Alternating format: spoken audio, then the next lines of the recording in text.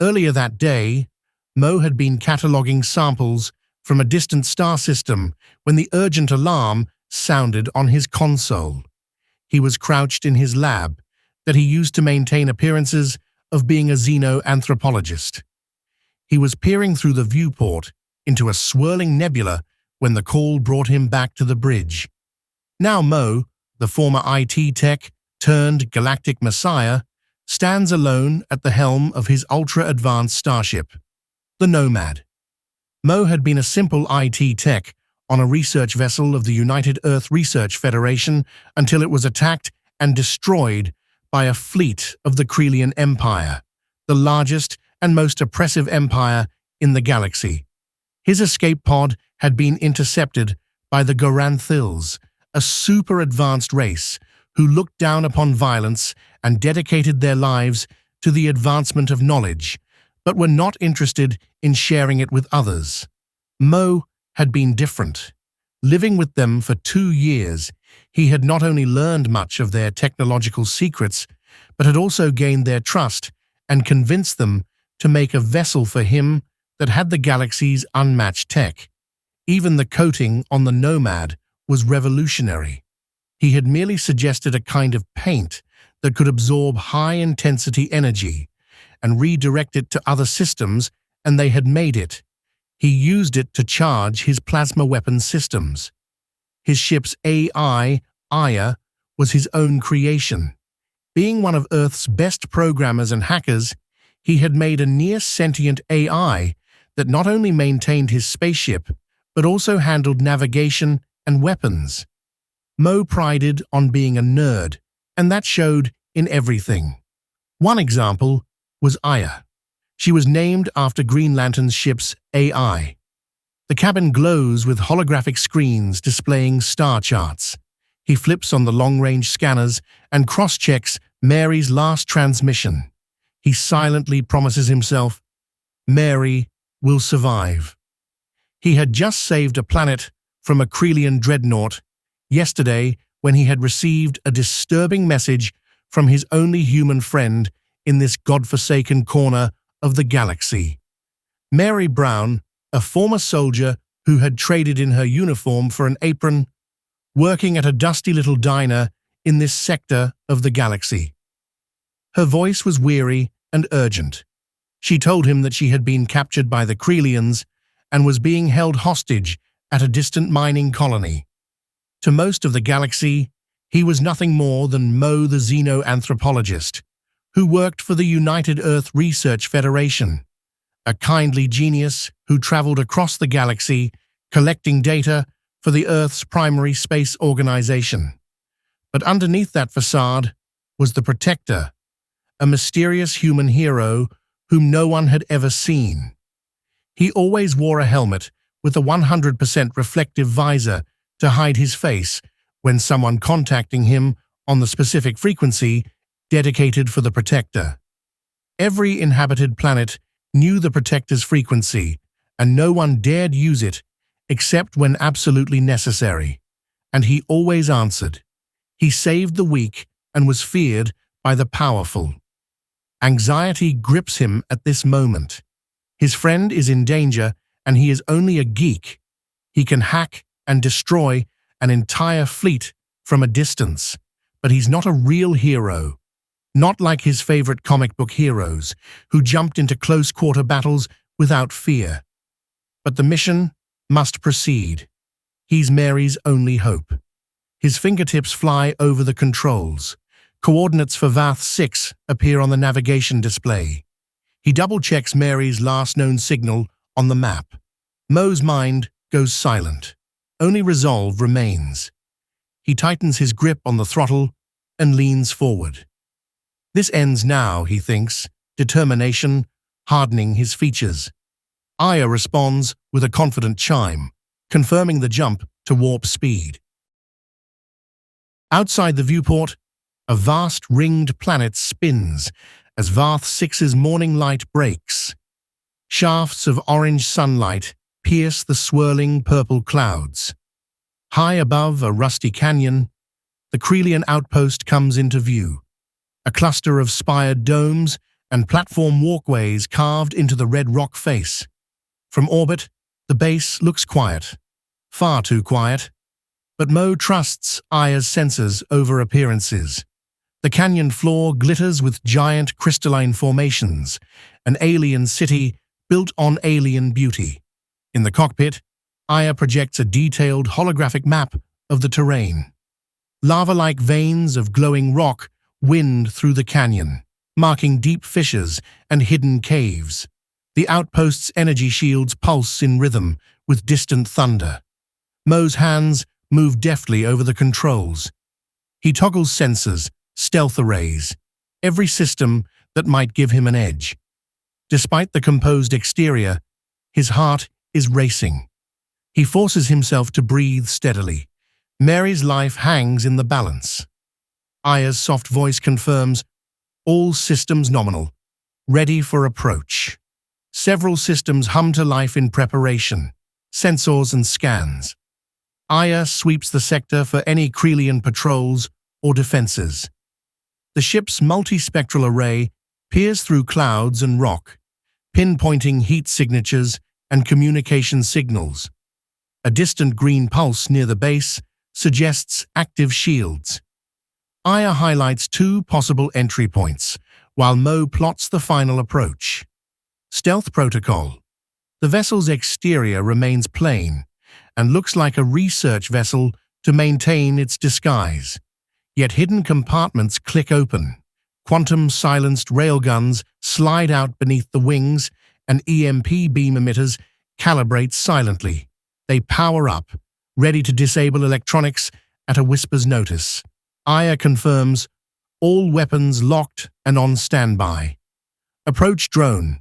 Mo releases a compact scout drone with small batwing stabilizers, a playful nod to one of his favorite superheroes, Batman. Its optics scan for guards as it zips through the canyon. On Mo's display, green markers flicker, indicating several patrolling Kreelians near a lower entrance. The landing zone looks clear for now. Suit preparation. In his private lab, Mo swiftly dons his high-tech armor that was inspired by Iron Man. The sleek plating, metallic cobalt blue and gold, snaps together around his body. A reinforced utility belt clicks snugly at his waist, holding capsule chargers and mini drones. Inside, Aya uploads mission schematics and combat protocols. Minutes later, the research vessel settles on a high ledge just outside the outpost's perimeter. Stealth mode active. The engines cut out with a soft purr. Mo grips the door handle tightly and opens the hatch. The airlock slides quietly, and he steps out onto the metal ramp into the dusty, alien twilight. A fine red dust clings to his boots, and a soft wind carries the chill of dawn. The valley below is deathly silent. Inside his mind, Mo reviews his mission objectives one final time. Infiltrate the outpost without detection. Locate and free Mary Brown from captivity. Disable or destroy any Kreelian threats. Exit safely with the rescued captive. With the plan clear, Mo advances toward the entrance, under Vath 6's blood-orange sky. The air is thin and tinged with ozone. His bootsteps make no sound. The suit's adaptive camouflage and dampeners ensure total stealth. Aya whispers in his earpiece, "Path is clear. 2 guards at east perimeter." Mo takes a deep breath, centering himself. A lone dust devil twirls across the pad ahead, as if the planet itself is urging him forward. The base's exterior wall is built into jagged red rock, with doors glowing a sinister green at each entrance. Stray cables and conduits snake along the walkways. Mo crouches behind a bulkhead, scanning the approach. The Kreelians loom in the shadows, huge, lanky figures with ribbed metallic skin, veins pulsing a faint green. One guard ambles by, nearly twice as tall as a human, muttering in low clicks. Mo's HUD highlights a spiraled crest on its arm, the emblem of a Kreelian technologist. Aya's calm voice reaches him. No immediate threats detected. Mo allows himself a moment's relief. The hallways are quiet today, almost too quiet. The stale air smells of machine oil and recycled oxygen. He forces himself to concentrate, every nerve alert. With practiced stealth, Mo slips inside through a side hatch revealed by the drone. A labyrinth of dim corridors and stray wires sprawls before him.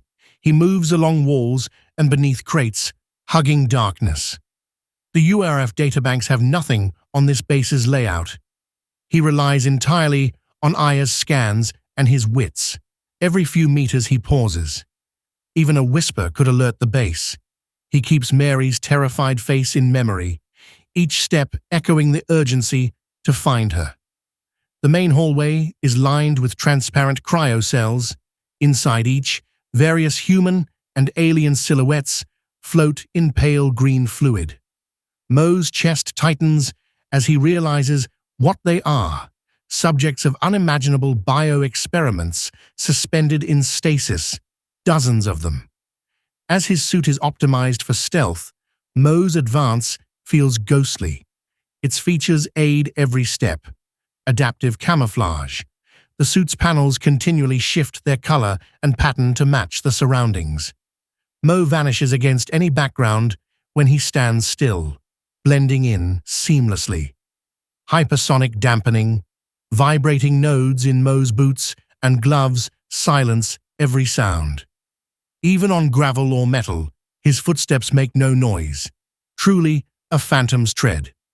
Electronic hush. Aya taps into the base network. Security cameras glitch and loop static. Drones see only empty corridors. Lights flicker unpredictably, creating deceptive shadows.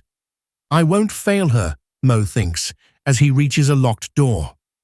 He attaches a hacking module and decrypts the lock in seconds. The door hisses open, revealing a brightly lit lab beyond. Red emergency lights flood the chamber as Mo bursts in. Mary lies strapped to a cold metal slab, tubes attached to her temples and wrists. Two Kreelian scientists whirl around. For a moment, Mo's breath catches. His friend is alive, but clearly being experimented on. Mo's suit reacts as Aya channels combat protocols. He leaps into action. He vaults over a console, grabbing one Kreelian by the throat and hurling it into the other. Both crash to the floor. The remaining scientist raises a scalpel. It breaks on contact with his indestructible armor. He counters with a sharp uppercut to the creature's jaw. It howls and collapses. He rushes to Mary's side. Sliding a palm across the bedside keypad, he overrides the restraints. Release confirmed, Aya's HUD signals. Straps clank open. Mary gasps and blinks, shaking her head to clear it. Seeing the protector's helmeted face, her eyes fill with surprise and tears of relief. He gently helps her stand. Her legs wobble, weak from whatever those scientists were doing to her. Mo steadies her shoulder. She grips his arm as if clinging to hope itself. With distant shouts echoing down the hall, Mo knows they have to move. He puts on a bracelet on Mary's arm, and an emerald energy shield forms around her, deflecting a burst of stun beams from arriving guards. Sparks and smoke swirl harmlessly around the dome. Now fully in fight mode, Mo's suit unleashes its enhancements. Nanotech repulsors, radiant blue energy arcs burst from Mo's gauntlets. A single swing sends two Kreelians flying into the wall, their armor sparking. Mo turns on his suit's integrated combat matrix. The suit takes over and it spins, punches, and kicks with inhuman precision. In a flurry of strikes, 5 guards collapse to the floor, each move perfectly timed. Tiny jets ignite in Mo's thruster boots, launching him above a charging Kreelian. He lands on its shoulders and slams it into a console, knocking it out cold. Holographic decoys. Aya projects two phantom images of Mo. The guards fire at the illusions while the real Mo darts behind them to strike from the shadows. One guard turns to follow a decoy, only to be knocked out cold from a hit he did not see coming. His utility belt spits out micro-drones and smoke pellets that burst at the approaching enemy's feet, blinding an entire group. The drones swarm over their helmets, scrambling their vision. Though Mary is a capable soldier herself and seems eager to jump into action, Mo tells her to stay back, as she's not in a state to put herself in danger with her depleted energy. The last guard falls as Mo fires a final burst from his gauntlets. He casts a quick look back at the chaos of the lab, then turns and dashes toward the exit corridor. They stagger into a side corridor, hearts pounding. Mary presses herself against the protector's suit, breathing heavily but smiling through tears. He nods. They're alive. But the alarms still wail. Mo rushes back the way he came through and reaches the chamber with the cryo cells of alien and human subjects of experimentation, each one in stasis in preserved animation fluid. The red emergency lighting paints them in haunting shades, their faces pale, eyes closed. Mary gasps. Through the visor, Mo sees her horror mirrored in his own eyes. This place did this. Mo clenches his fist. Stealth was the plan. But now, this is war. He tells Aya, "We're stopping this." He digs his boots into the ground and hauls Mary out of the doorway. "We must destroy it all." He toggles a switch on the wall panel. A smooth hiss and click means bulkheads are sealed, trapping any more Kreelians behind. But before sealing the door shut, he doesn't forget to take out several more drones from his utility belt and launches them inside the facility. Each one of them is a miniature bomb, enough to take down a mountain. He has launched 5 of them. Each one of them has already been programmed to reach a set point in the facility and wait for his command, after which it will explode. "Go, Mary, run," he urges, motioning to the exit. She dashes toward the ship, panting but determined. As they sprint through the labyrinthine halls, the bulkheads begin to bend and buckle under stress. Dust and sparks rain from the ceiling as electrical conduits burst. Mary slips on a slick floor panel. Mo grabs her arm and pulls her upright, without hesitation. In one terrified look, they pass a shattered cryo tube that had not yet fallen. Inside, it drifts another captive, motionless. Mo's heart clenches, but there's no time to mourn. Suddenly, a lone Kreelian drops down from above, dagger drawn. It lunges at Mary. Mo raises a gauntlet, firing a red repulsor blast. The creature screams as it slams into the wall. Mary, struggling to stay upright, keeps running. They round a corner and crash into daylight. Outside, wind and debris whip around them. The open air is a shock after the silence inside. Mo doesn't pause. He dives past a column just as the final corridor behind them collapses. He glances up in time to see the first blast, which is followed quickly by other blasts. The ground shakes and the sky fills with smoke. The base is gone. With perfect timing, their ship deploys its hidden cannons. 2 golden beams scream down, striking the outpost's reactor. The ground beneath them shudders violently. The outpost erupts in an enormous fireball. Concrete walls crumble and spiral skyward, consumed by flames. Inside the cockpit, alarms shriek. Mo slams the hatch shut. He helps Mary strap into a seat on the bridge. The vessel's engines roar. It lurches into the sky, punching through clouds of dust and debris. He pulls a lever, deploying stabilizer fins. The sudden upward thrust pins him and Mary into their seats. Mo double-checks fuel and life support gauges. All are within optimal range. Aya reroutes power to the shields to brace the shockwave. Mary coughs softly from the dust. Mo taps her gauntlet reassuringly. He inputs their home coordinates and engages the hyperdrive sequence. Through the viewport, Mo watches Varth 6 recede below. The canyon glows a hellish orange, then fades to black. The base they just escaped is gone, reduced to ash. Mary reaches over and gently squeezes Mo's arm. He allows himself a relieved sigh. For a moment, both let out breath they didn't know they held. Then he takes off his helmet, and Mary's heart almost stopped. She had had suspicions about Mo, but had never imagined that he is the protector. Mo winks at her and tells her that she is special, as she is the first person in the galaxy to know his true identity. High above, the stars streak by as the ship jumps to hyperspace.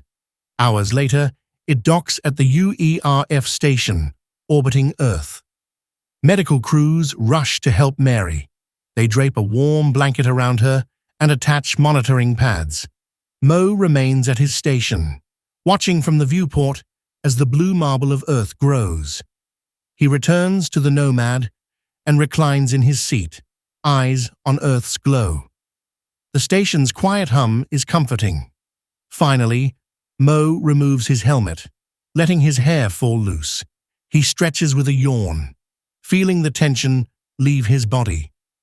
Aya's holographic avatar flickers once more with a soft star field. "Well done," she murmurs. Mo allows himself a tired smile. He steps out of the bridge and leans against the bulkhead. The gentle hum of the station surrounds him. "Good night, everyone," he whispers to himself. For now, there are no alarms to silence. The galaxy is safer, his friend is alive, and the humble protector remains vigilant, watching over the stars. If you enjoyed this episode, be sure to watch episode 1 of The Protector and explore more adventures in the playlist The Protector on our channel, Cosmic Chronicles. Sweet dreams. The Protector is watching.